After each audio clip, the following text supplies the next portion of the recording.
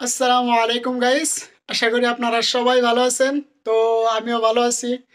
আর এই যে দেখতেছেন আমাদের রুম। তো আজকে আমি আপনাদেরকে আমাদের রান্না রুমটা দেখাবো, রান্নাঘর। আর এখান থেকে দেখতেছেন আমার বিছানা। এখানে বিছানা আছে, বিছানা থেকে এখান থেকে একটা মজার একটা ভিউ আসে দেখুন। বিছানা থেকে আর কি এখানে খিড়কিটা খুলে চাইলে গেলাম, খুব একটা মজার ভিউ আসে বুঝছেন।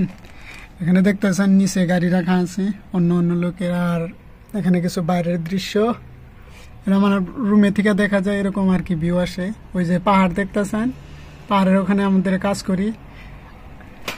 তো চলুন এখন আমাদের রান্নার রুমটা দেখাই আপনাদেরকে। আজকে মানে কি কালকের থেকে পানি আসে না বুঝছেন, রুমে পুরা পানি পড়ে গেছে পুরা। আর এটা হলো আমাদের রান্নার রুম। এখানে 10 জনের রান্নাবাড়ি করে, 10 জনের মানে কি কতজনের, 2 জনের একসঙ্গে রান্নাবাড়ি করে, আবার কতজনই একজনেও রান্নাবাড়ি করে। এখানে জানলা আছে, এটা হলো রান্নাঘর থেকে ভিউ বুঝছেন। এখানে রান্নাঘরের খিড়কি আছে।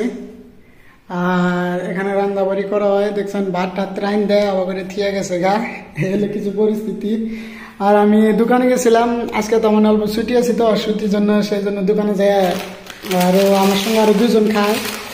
আর 2জন বললো যে সেমাই বানায় আজকে। তো এই সেমাই নিয়েছিলাম, বাড়িতে দেখতে খুব খাইছি, সেজন্য মনে পড়ে গেল। আর এটা হলো গাখির দেখতেছেন। আর কলম নিয়েছি, আর এই সদাই পাতি নিয়েছি কিছু। এটা হলো সিলিন্ডার, এখানে সিলিন্ডার রাখা আছে। আর এগুলোর ভিতরে আর কি সামান টামান রাখা হয়, যেহেতু ময় মশলা আছে এগুলোর ভিতরে রাখা হয়। এটা আমাদের এখানে কিছু মশলাপাতি। ভিডিওটা এখানে, ভিডিওটা ভালো লাগলে তো অবশ্যই শেয়ার করে দিবেন। এই আর কি দেখালাম রান্নাঘরটা। এই কিছু গ্যাস সিলিন্ডার এখানে রাখা আছে, গ্যাস সিলিন্ডার আছে।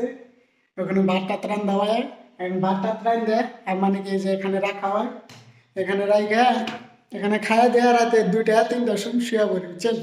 শুয়ে আবার সকালে আবার কাজে যেতে হয় আর কি। তো এইখানে আর হবো, ভালো লাগলে শেয়ার করে দেবেন।